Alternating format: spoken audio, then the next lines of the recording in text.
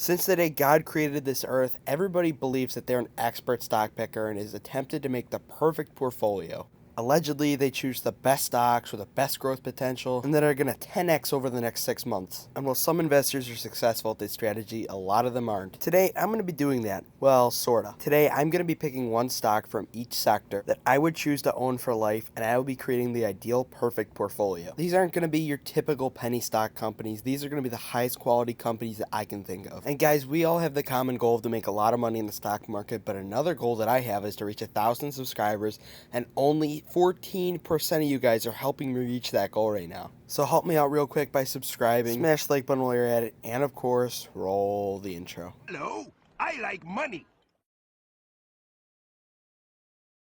Alright, to start off, I want to go over the quality of this portfolio, the goal of the portfolio, the requirements for every position in this portfolio. And yes, this actually is going to be a high quality portfolio. We're not going to be pulling a Meet Kevin or Jeremy from Financial Education here. Negative free cash flow, all that bad stuff. These are in no specific order whatsoever, and there's no importance to the number of the qualities here. To start off, we want pricing power and essential businesses. We want business, if we go into another pandemic or recession, that are going to thrive and continue to pay and grow a dividend. The goal of this portfolio is to be a compounding machine, to have incredible dividend growth, incredible dividend payments quarter after quarter. Companies that are reliable, continue to grow their business during good times and bad, and overall just businesses that won't be going anywhere the next 50 years at least. So the first quality, obviously, want companies that have good pricing power. Obviously, in a time of inflation, just like right now, we have companies like that, and essential businesses. Businesses that customers and consumers use every day regardless of the economic conditions. Second, we want companies with brand value and economic moats, companies that have a built-in advantage already in their business, companies that consumers already have a specific picture in mind when you think about that brand, and companies that consumers will choose over other companies simply because of the brand. That's what we want in the portfolio. And of course, we want companies that reward shareholders. We want companies that have positive dividend growth, above average dividend growth, over 7% specifically. We want companies with a healthy and sustainable payout ratio for more dividend growth in the future, and of course reward shareholders with share buybacks so we own more of the company over time. We want these companies' management to be invested in shareholders and continuously reward shareholders with share buybacks and dividends. We want companies with recurring revenue, consistent customers coming back. And lastly, of course, we want companies with positive financials, great free cash flow growth, EBITDA growth, etc. We want companies that aren't drowning in debt right now and making reinvestments back into their business, and more of a comeback story. It's companies like Intel, AT&T, and other stocks like that are comeback stocks. We will not be investing in those in this portfolio. In this portfolio, I want a mix of yield and dividend growth as well. At yield, we're looking at nothing more than 5%, something that wouldn't be unsustainable. And for dividend growth, we want it above inflation, so anything above 7% is what we want in this portfolio. Obviously, there are 11 sectors, but in this portfolio, we'll be doing only 10 of them.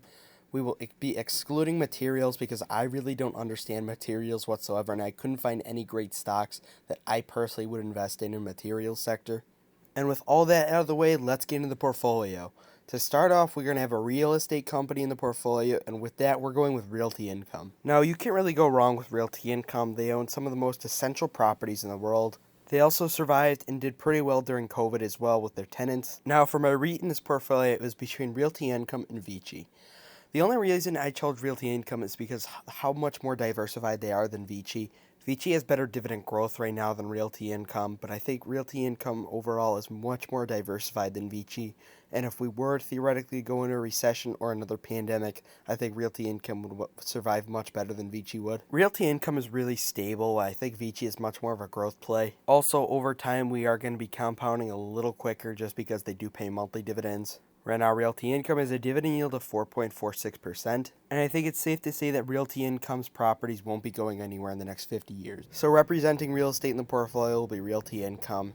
Next, we got utilities. With utilities, it's weird because utilities are different in the fact a lot of them trade at the same price, same volatility, same business growth, etc.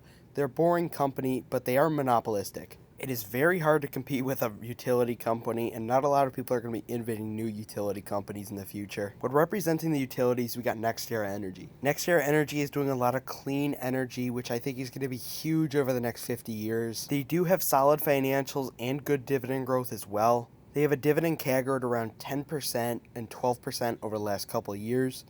And with utilities, finding that kind of dividend growth is very hard to find. So NextEra Energy, I chose it over like Duke and Southern just because of the growth potential and the dividend growth as well. So NextEra Energy will be representing the utilities. The next sector we got is industrial, and usually with industrial I'd be saying 3M, but right now they're going through some lawsuit issues. So we will be choosing Union Pacific.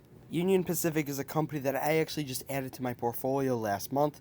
Check out my portfolio. I go more in depth on it on that video. It'll be linked in the description. Over the last year, they're down 15% because of the macroeconomic conditions. They're currently trading at a dividend yield of 2.53%. Them and Canadian Pacific run an oligopoly, which is basically a dual monopoly.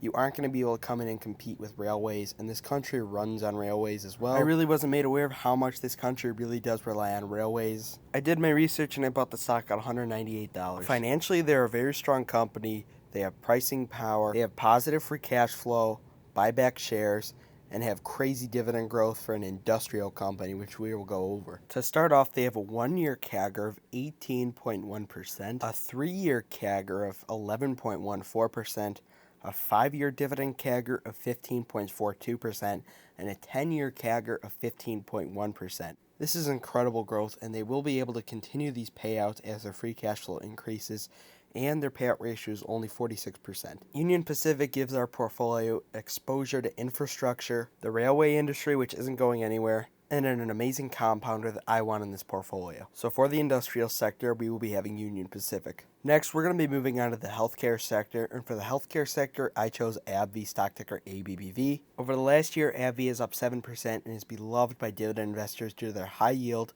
and high dividend growth. I bought ABBV a few years ago and it was really undervalued at around $96. For the healthcare stock, it was between J&J and ABBV, and for me, it was really a no-brainer when you look at the stats. While J&J is a solid holding and a solid company overall, ABBV just presents more of a growth opportunity, which is amazing for this portfolio. J&J is also going to be spinning off their healthcare business as well, and they're also dealing with some lawsuits just like 3M. ABBV currently has a dividend yield of 3.89%, but with that high yield also comes crazy dividend growth. When you take a look at it, it's really unbelievable. ABBV's been growing their dividend for the last 9 years. Keep in mind they are a spin-off company, so they haven't been around that long. ABBV currently has a P/E ratio of 13.58. They have an incredible 5-year dividend growth rate at around 17%. Keep in mind, all this dividend growth is still continuing with that high yield at around 4%. To continue on, their payout ratio is only 40%, so there's still more room to grow the dividend. More recent dividend growth for ABBV has been from the 5 to 15% range. ABBV also just reported earnings and beat earnings. They also have strong free cash flow growth and financials. Next, we're going to be moving into the financial sector, and for the financial sector, it was a no-brainer for me. It's, of course, Visa, stock ticker V. Over the last 5 years, Visa's up only a staggering 92%. Visa gets paid every time that somebody makes a transaction through the Visa system. Financially, Visa is probably a top 5 company in the world that has the strongest financials in my opinion. Right now, the only thing really bad about Visa stock is the valuation, as they're valued at a 27 P/E ratio. Visa continuously rewards shareholders with share buybacks and incredible dividend growth over the last 10 years. If you would have bought Visa 10 years ago, your yield on cost would be insane. Don't let Visa's 0.79% dividend yield trick you. Their dividend is crazy. They have a 1-year dividend growth rate of 18.71%, a 3-year dividend CAGR of 14.47%, a 5-year CAGR of 17.55%, and a 10-year dividend CAGR at nearly 20%. Over the long term with Visa, your compounding is going to be incredible with their dividend. Now we got consumer discretionary, and for consumer discretionary, it's going to be a controversial one, but I chose Starbucks. Now, I have made a Starbucks video in the past or two, and I do go into deep detail why I love the stock so much. Link in the description. Starbucks is about $30 up from its lowest price from about a year ago. I bought that dip all the way through because I believe so much in the company. Starbucks has one of the strongest brands in the world and an incredible economic moat. They also have crazy pricing power. Investors say that once times get tough and people don't have as much money to spend, that Starbucks stock will struggle and their company will struggle, but that has been proven wrong this year time and time again. Consumers are showing that they're addicted to Starbucks products and that they won't stop buying them even when times get tough. Starbucks currently has a dividend yield at around 2% and a solid 5-year growth rate of 13.15% on the dividend. If you doubt Starbucks stocks, I dare you to go into the Starbucks location near you. It is always packed, the one near me. Every Starbucks that I see, even out of my town, it's always packed and it's insane. Starbucks also rewards shareholders with share buybacks and crazy dividend growth. 1-year dividend growth rate of 8.51%, 3-year dividend growth rate of 9.83%, 5-year dividend growth rate of 13.15%, and a 10-year CAGR of 18.3%. Next, for tech, we got Microsoft, which in my opinion is the strongest company in the world. Microsoft is basically a monopoly at this point. They own a lot of stuff.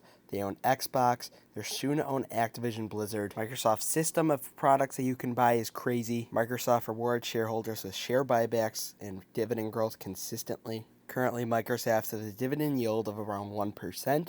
They have a payout ratio at 28%. 5-year dividend growth of 9.82%, and have been growing their dividend for the last 18 years. Microsoft has good dividend growth, but I think they're just getting started and have much more potential to grow it. They have a 1-year dividend growth rate of 10.17%, 3-year dividend growth rate of 10.35%, 5-year dividend growth rate of 9.82%, and a 10-year dividend growth rate of 11.83%. I think Microsoft also has crazy potential with ChatGPT. So for tech, it was a really close one between Apple and Microsoft, but I think Microsoft is just the strongest company in the world. And Apple has not had the best dividend growth as of recently, so I chose Microsoft easily. Next, we got consumer staples, and for consumer staples, I chose Procter Gamble. It was very close between Pepsi and Procter Gamble. PG owns some of the strongest brands in the world, and people use their products around the world every day and every second. And with PG, you aren't going to be seeing growth like you're going to be seeing with Visa or Microsoft. They do have a solid dividend at 2.64% yield right now. 5-year growth rate at 5.78%, so modest, but they have been growing that dividend for 66 years straight. And PG is going to be around for a long time, and their brands will live on for a long time. Now, we got to go with communication services, which has been underperforming the market over the last 10 years. We're going to go with AT&T on this one. AT&T has a decent dividend right now at like 5.8%. They don't have a lot of dividend growth, so we will not be reinvesting that dividend from AT&T. Nothing flashy with AT&T, just hoping that nice yield can bring in some decent income to put in some other higher growth positions like Microsoft or Visa. Now, I excluded materials, as I mentioned earlier. I couldn't find any stock in the materials sector that I thought would be worthy adding to this portfolio. So for me not adding a materials stock, I will be adding 2 extra positions as kind of bonus positions here. The first one is McDonald's. I think McDonald's is really nice. I think it's overvalued right now. McDonald's only will make our portfolio more recession-proof, but you're also going to see some solid dividend growth of McDonald's as well. And lastly, we're going to add SCHD just for some extra income to put into some of these positions. Can't go wrong with it whatsoever. They also have very good dividend growth for a dividend ETF. And that is the end, guys. Let me know in the comment section, what do you think of this portfolio? What changes would you make? I'm curious to hear. Make sure to check out my portfolio update, link in the description. Also, that Starbucks stock review, both are linked in the description. Again, I appreciate you for making it to the end of the video. Help me out by subscribing, smash the like button, and of course, do dividend stocks, not drugs. Have a great day.